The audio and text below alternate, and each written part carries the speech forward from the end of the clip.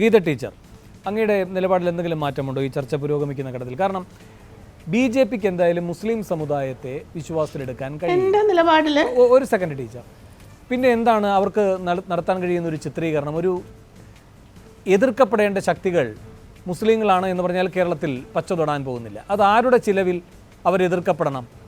അപ്പോൾ പറയുകയാണതാ ഈ പറയുന്ന അമീറിനെ കുഞ്ഞാലിക്കുട്ടി വഴി ലീഗ് വഴി UDF എത്തിക്കാൻ പോകുന്നു, അങ്ങനെ ഭരണത്തിലേക്ക് എത്തിക്കാൻ പോകുന്നു ജമാഅത്തിനെ.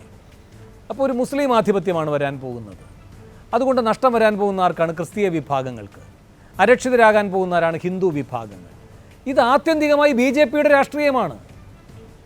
ഇത് മുസ്ലിം വിരുദ്ധതയിലൂന്നി അവർക്ക് ഇതുവരെ ക്രോഡീകരിക്കാൻ കഴിയാതിരുന്ന വിഭാഗങ്ങളെ അണിനിരത്തിലാണ്. അതിൻ്റെ ആദ്യ ഗുണഭോക്താവ് CPM-ഉം LDF-ഉം ആയേക്കാം. പക്ഷേ നമ്മെ കാത്തിരിക്കുന്നൊരു വലിയ വിപത്തുണ്ട്. അതിനെ പ്രതിരോധിക്കുന്ന ഒരു സെക്കുലർ മുഖമായി പഴയ അതേ കെട്ടുറപ്പിൽ UDF-നെ പുനരുജ്ജീവിപ്പിക്കാൻ ഉമ്മൻചാണ്ടി, കുഞ്ഞാലിക്കുട്ടിയൊക്കെ ജനാധിപത്യ സംവിധാനത്തിന് അനിവാര്യമല്ലേ?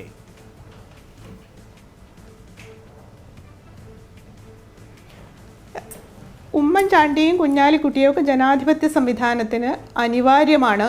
UDF ജനാധിപത്യ സംവിധാനത്തിന് അനിവാര്യമാണ് എന്ന് തന്നെ വിശ്വസിക്കുന്ന ഒരു വ്യക്തിയാണ് ഞാൻ. പക്ഷെ ഇവിടെയുള്ള പ്രശ്നം അതല്ല. ഇവിടെയുള്ള പ്രശ്നം ഇപ്പോൾ നേരത്തെ പറഞ്ഞല്ലോ, ഇപ്പോൾ കുഞ്ഞാലിക്കുട്ടി ഇടപെട്ടുകൊണ്ട് പഞ്ചായത്ത് തിരഞ്ഞെടുപ്പുകളിൽ ഉണ്ടാക്കിയിട്ടുള്ള വലിയ മാറ്റം പറഞ്ഞു. ഞാൻ നേരിട്ട് കണ്ടിട്ടുള്ളതാണ്. എൻ്റെ വാർഡിലും എൻ്റെ ബ്ലോക്കിലും ഒക്കെ തന്നെ ഞാനത് നേരിട്ട് കണ്ടിട്ടുള്ളതാണ്. അദ്ദേഹമാണ് ഇടപെട്ടതെങ്കിൽ അത് വളരെ പോസിറ്റീവായിട്ടുള്ള മാറ്റമാണ്. ചെറുപ്പക്കാരായിട്ടുള്ള സ്ത്രീകളുടെ, ചെറുപ്പക്കാരായിട്ടുള്ള ആൾക്കാരുടെ ഒരു വലിയ നിര അതിലേക്ക് കടന്നു വരികയുണ്ടായിട്ടുണ്ട്. അപ്പോൾ അത് പോസിറ്റീവാണ്. അത് അദ്ദേഹം MP സ്ഥാനം രാജിവെച്ചത് കൊണ്ടല്ലല്ലോ ചെയ്തത്. അദ്ദേഹം ഇവിടെ പ്രവർത്തിക്കണമെങ്കിൽ എന്തിനാണ് MP സ്ഥാനം രാജിവെച്ച് MLA ആവേണ്ടത് എന്നുള്ളതാണ് എനിക്ക് മനസ്സിലാവാത്ത കാര്യം. അപ്പോൾ അവിടെ MP സ്ഥാനത്ത് തുടർന്നുകൊണ്ട് തന്നെ, കാരണം അദ്ദേഹത്തെ പോലെ വളരെ സെക്കുലറായിട്ടുള്ള ഈ വർഗീയ ധ്രുവീകരണത്തെ ചെറുക്കാൻ ശേഷിയുള്ള പൊളിറ്റിക്കൽ സ്ട്രാറ്റജിയുള്ള ഒരാൾ ഏറ്റവും കൂടുതൽ ആവശ്യം കേന്ദ്രത്തിലാണ്. ആ കേന്ദ്രത്തിൽ നിന്ന് എന്തിനാണ് അദ്ദേഹം അവിടെ രാജിവെച്ച് ഇങ്ങോട്ട് വരേണ്ടത് എന്നുള്ളതാണ്. ഇവിടെ പ്രവർത്തിക്കുന്നതിനെ കുറിച്ചുള്ള വിയോജിപ്പുകളല്ല രേഖപ്പെടുത്തുന്നത്. ഞങ്ങൾ ഇവിടുന്ന് ജയിപ്പിച്ച് അയച്ചിട്ടുള്ള ആൾ എന്തിനാണ് ഇപ്പം അത് രാജിവെച്ചിട്ട് ഇങ്ങോട്ട് വരുന്നു? ഇവിടുന്ന് രാജിവെച്ചിട്ട് അങ്ങോട്ട് പോയി, അവിടുന്ന് രാജിവെച്ചിട്ട് ഇങ്ങോട്ട് വരുന്നു. ഇനി ഇവിടെ അഥവാ UDF അല്ല അധികാരത്തിൽ വന്നതെന്ന് വെച്ചാൽ വീണ്ടും ഇദ്ദേഹം ഇവിടെ MLA ആയി തുടരുമെന്ന് വിശ്വസിക്കാനുള്ള മൗഢ്യം നമുക്ക് ഉണ്ടാവുന്നില്ല.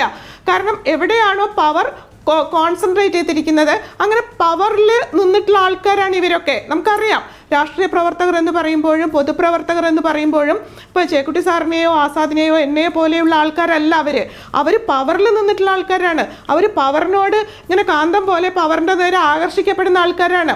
അപ്പോൾ അവരതിൻ്റെ നേരെയാണ് അവരുടെ പ്രവർത്തനം എന്ന് തെറ്റിദ്ധരിച്ചിട്ടുള്ള ആൾക്കാരാണ്. അപ്പോൾ അത്തരത്തിലുള്ള വീണ്ടും അതുപോലെയുള്ള ഒരു ക്രൈസിസിലേക്ക് കേരളത്തെ കൊണ്ടുപോകേണ്ടതിൻ്റെ ആവശ്യം എന്താണ് എന്നുള്ളതാണ് എനിക്ക് മനസ്സിലാവാത്തത്. അതാണ് വർഗീയ ധ്രുവീകരണം ഉണ്ടാക്കുക എന്നാണ് എനിക്ക് തോന്നുന്നത്.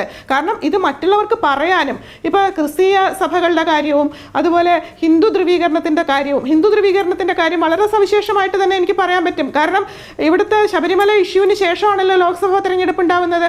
ഇവിടെ ഏറ്റവും കൂടുതൽ വർഗീയ ധ്രുവീകരണം, ഹിന്ദുക്കളുടെ ഒരു വലിയ ധ്രുവീകരണം സംഭവിച്ചത് ശബരിമല ഇഷ്യൂയോട് കൂടിയിട്ടാണ്.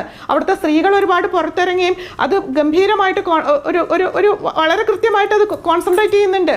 അതിനെ തുടർന്ന് അവർക്ക് ഒരിക്കലും പിന്മടങ്ങേണ്ടി വരുന്നില്ല. ഇതൊക്കെ നമ്മൾ തിരിച്ചറിയേണ്ടതുണ്ട്. ആ സമയത്ത് അതിനുശേഷം വന്നിട്ടുള്ള ലോക്സഭാ തെരഞ്ഞെടുപ്പിലാണ് അദ്ദേഹം അങ്ങോട്ട് പോകുന്നത്. കാരണം ഈ ഹിന്ദു വർഗീയ ധ്രുവീകരണം എന്ന് പറയുന്നത് കേരളത്തിൽ നിന്നല്ല ഉണ്ടായി വരുന്നത് എന്നുള്ളത് നമ്മൾ പ്രത്യേകിച്ച് തിരിച്ചറിയേണ്ടതുണ്ട്. അവിടെ നിന്നാണ് അത് വന്നുകൊണ്ടിരിക്കുന്നത്. അതുകൊണ്ടാണ് ബംഗാളിൽ പോയിട്ട് അമിത്ഷായെ പോലെയുള്ളൊരു നേതാവിന് ഇത് MP-മാരെ മുഴുവൻ കൊണ്ടുപോകാൻ പറ്റുന്നത്.